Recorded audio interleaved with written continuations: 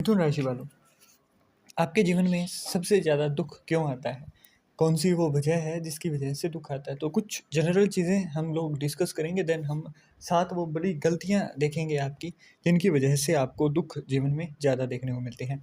सबसे पहले हम देखें तो यहाँ पर बुध की 2 राशियाँ हैं, मिथुन और एक कन्या, है ना?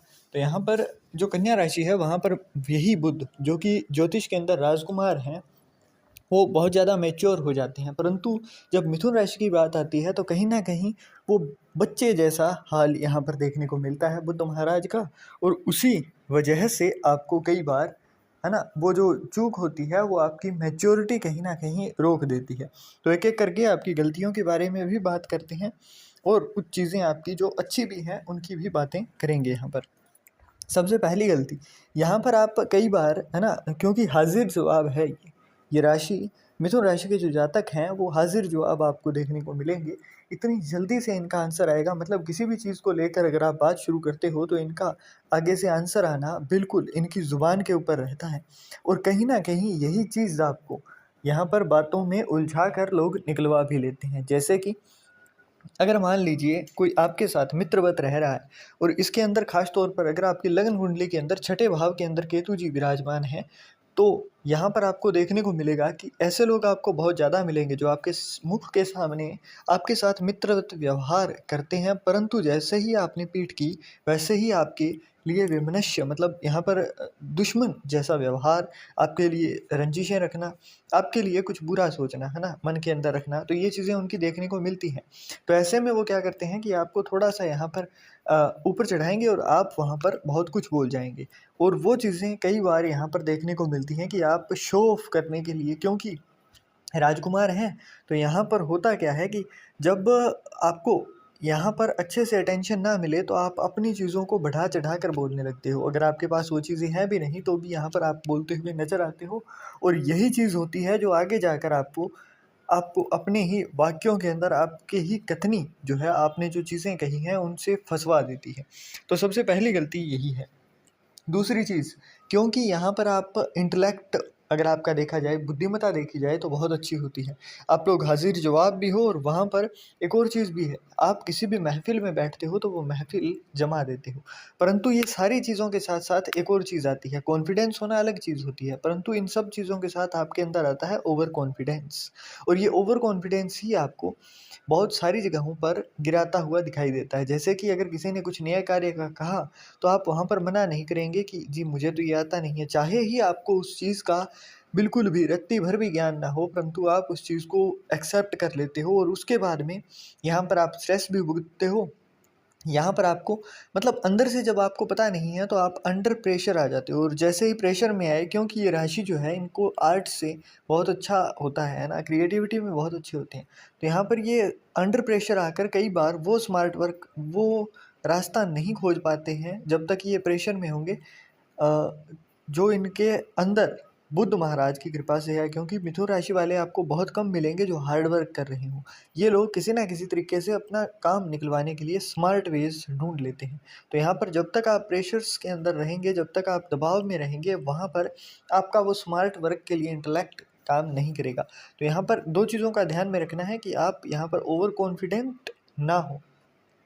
इसके साथ साथ जब भी आप बहुत ज़्यादा, अगर मान लीजिए आपने कोई ऐसा स्टेप ले लिया जिसका आपको ज्ञान नहीं था, आपको बोध नहीं था, तो यहाँ पर आपको डरना नहीं है, घबराना नहीं है, शांत चित्त होकर उस चीज़ के ऊपर ध्यान देना है। आपके अंदर वो काबिलियत होती है कि आप यहाँ पर भी अपना रास्ता बनाकर निकल जाएँ। आगे देखें तो यहाँ पर, क्योंकि बुध राशि के जो क्योंकि मिथुन राशि के स्वामी जो है वो बुध है, तो बुध जो है वो सबसे ज़्यादा तेज़ी से गोचर करने वाले ग्रह हैं, है ना? अगर हम यहाँ पर देखें तो बुध ही एक ऐसे ग्रह हैं जो कि बहुत तेज़ी से चलते हैं। तो यहाँ पर आपके ऊपर प्रभाव भी, क्योंकि बुध का बिल्कुल निकटतम जो है वो सूर्य के पास वाला ग्रह है। तो सूर्य को जब हम आपकी आत्मा से देखते हैं, आपकी डिज़ायर से देखते हैं, आपके खुद के बारे में देखते हैं, जब लाल किताब में आते हैं, तो यहाँ पर होता क्या है कि बुध का यहाँ पर आना और बुध की तेज़ी आपको भी यहाँ पर तेज़ी में ही ला देती है। जैसे कि आप एक ही समय पर एक चीज़ को ना देखकर आप दो या दो से ज़्यादा चीज़ों के अंदर एक साथ लग जाते हो, और इसकी वजह से आप यहाँ पर एक तो अनसैटिस्फाइड रिज़ल्ट आपको मिलते हैं। इसके साथ-साथ आपका एक काम भी पूरा नहीं होता है। आपने शुरू तो कर लिए 5 से 6 काम, परंतु आपका एक काम भी यहाँ पर उस गंतव्य स्थल पर, उस कामयाबी के स्तर पर नहीं पहुँच पाता है, जहाँ पर पहुँचना चाहिए। तो ये वजह होती है कि जब आपको यहाँ पर मल्टीटास्किंग की जगह एक समय पर आप एक ही कार्य अगर करेंगे, तो वो चीज़ें बहुत ज़्यादा जल्दी से हो जाएँगी, क्योंकि आपके अगेन मैं कहूँगा आपके अंदर काबिलियत तो बहुत है, परंतु कुछ गलतियाँ हैं जो आप कर रहे हो और अपने जीवन में दुःख को आमंत्रित कर बैठे हैं। आगे चौथी गलती की बात करें तो आप संतुष्ट नहीं होते हैं। ये चीज़ आप देखिएगा, आपको अगर मान लीजिए आपको पहले बाइक की इच्छा थी, तो फिर जैसे ही आपको बाइक मिली, चाहे जो भी ड्रीम बाइक हो चाहे आपकी, उसके बाद में जस्ट आपको 1 या 2 दिन भी नहीं लगेंगे, उसके पहले ही आपकी नई इच्छा जागृत हो जाएगी और संतुष्टि ना रहेगी। और जब तक ये संतुष्टि ना रहेगी, तब तक आपको चीज़ें मिलने में लेटेंसी मिलेगी ही मिलेगी। क्योंकि यहाँ पर अगर आपकी कुंडली के अंदर किसी भी तरीके से बुध और केतु का योग बन रहा है, बुध और केतु की एक दूसरे के ऊपर दृष्टि है या फिर युति बन रही है, तो ऐसे में आपका देखने को मिलता है कि आपके अंदर वो बेचैनी रहती है हर चीज़ को लेकर। तो यहाँ पर अनसैटिस्फैक्टरी रिजल्ट्स ही आपको मिलते हैं। रीज़न क्या है कि आपको अगर सैटिस्फाइड करने वाला रिजल्ट मिल भी रहा है, तो भी आप वहाँ से असंतुष्ट हैं। और जब भी केतु अगर किसी की कुंडली में बुरा हो, तो यहाँ पर अगर असंतुष्टता को आप हर जगह पर कहने लग जाएँ, ढिंढोरा पीटने लग जाएँ, तो ऐसे में आप इनवाइट करते हैं बैड लक को, है ना? तो यहाँ पर एक चीज़ का ध्यान में रखेंगे कि जो भी चीज़ें मिली हैं, उनसे संतुष्टि बहुत ज़्यादा ना रख पाएँ, तो भी धन्यवाद ज्ञापित करना कतई ना भूलेंगे आप, है ना? जो भी चीज़ें आपको मिली हैं, उसके लिए आपको धन्यवाद करना चाहिए अपने ईश्वर का, अपने कुल देव का, अपने पितृजनों का, है ना? तो यहाँ पर इस चीज़ का आपको ख़ास तौर पर ध्यान देना है। 5वीं चीज़ देखें तो यहाँ पर मल्टीटास्किंग कहीं न कहीं आपके लिए बाधा बनती है। तो इसका मैंने जैसे कहा आपको कि एक समय पर एक ही काम को करते हुए अगर आप चलेंगे, तो यहाँ पर फ़ायदा मिलेगा। अगली चीज़ देखें तो यहाँ पर कहीं न आपको ये चीज़ देखने को मिलती है, क्योंकि आकाश तत्व बुध से देखा जाता है। तो यहाँ पर होता क्या है कि आपकी बातें शो ऑफ के चक्कर में आप कई बार बहुत ज़्यादा ही हवाई स्तर पर करने लगते हो। हवाई बातें आपकी बहुत ज़्यादा होती हैं, जो कि कई बार आपकी जो ऑन ग्राउंड डिटेल है ना? जो आपके असलियत के अंदर आप वास्तविकता से बहुत ज़्यादा ही दूरी पर चले जाते हो, और जब ये इन चीज़ों का, इन भ्रमों का खंडन होता है, तब आपको यहाँ पर आपके आत्म-सम्मान को, आपके सम्मान को, आपकी प्रतिष्ठा को, आपके मानसिक स्वास्थ्य को यहाँ पर हानि पहुँचती है ना? तो इस चीज़ का आपको ख़ास तौर पर ध्यान देना है कि आप कहीं भी शो ऑफ के लिए बहुत ज़्यादा ना बोलें। वहीं एक और चीज़ देखें तो आपकी राशि के जो स्वामी हैं बुध, वो स्वयं ही आकाश तत्व हैं। है ना? तो ऐसे में अगर आपको कहीं भी ऐसा साथी मिल जाए जो कि आपको अच्छे से गाइड कर रहा हो और उसके गाइड करने पर आपके काम बन रहे हों।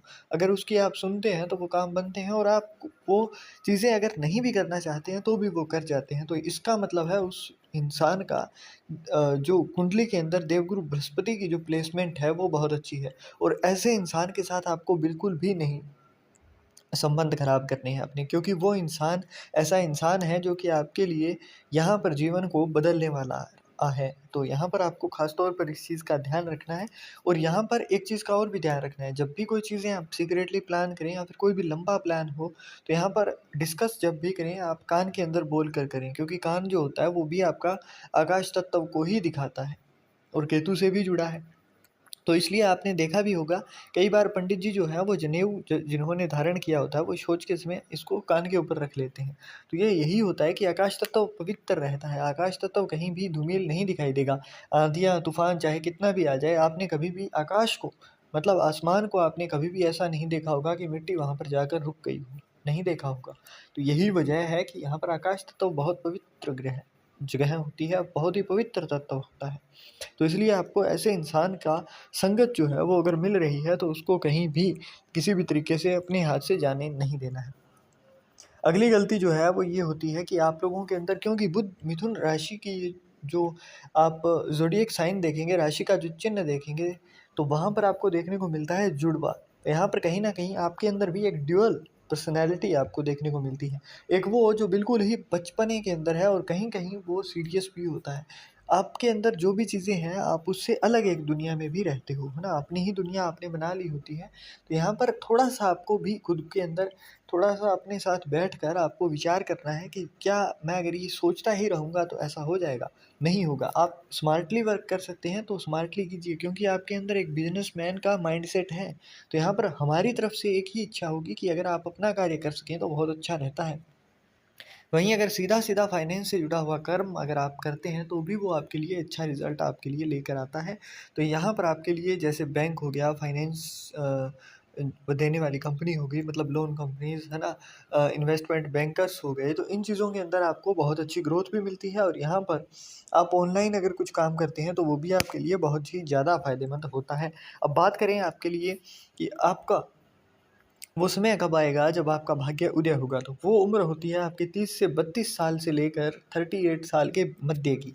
इस बीच के अंदर आपको अच्छा खासा यहाँ पर ग्रोथ देखने को मिलता है। इसके साथ-साथ अगर आपकी कुंडली के अंदर देवगुरु बृहस्पति और या फिर सूर्यदेव अच्छे हैं, तो ऐसे में आपको 25 साल से ही ये रिज़ल्ट मिलने लग जाते हैं। मिथुन राशि वालों को मेष राशि, वृश्चिक राशि और धनु राशि वालों के साथ थोड़ा-सा यहाँ पर निजता जो है, आपकी प्राइवेसी जो है, वो चीज़ें आपको बहुत ज़्यादा लगाव के साथ नहीं बतानी होती हैं। ये 3 राशियाँ ऐसी हैं जिनके साथ आपकी बहुत ज़्यादा मित्रता ना रहेगी। यहाँ पर आपको इनकी वजह से कहीं न कहीं दुःख देखने को अपने जीवन में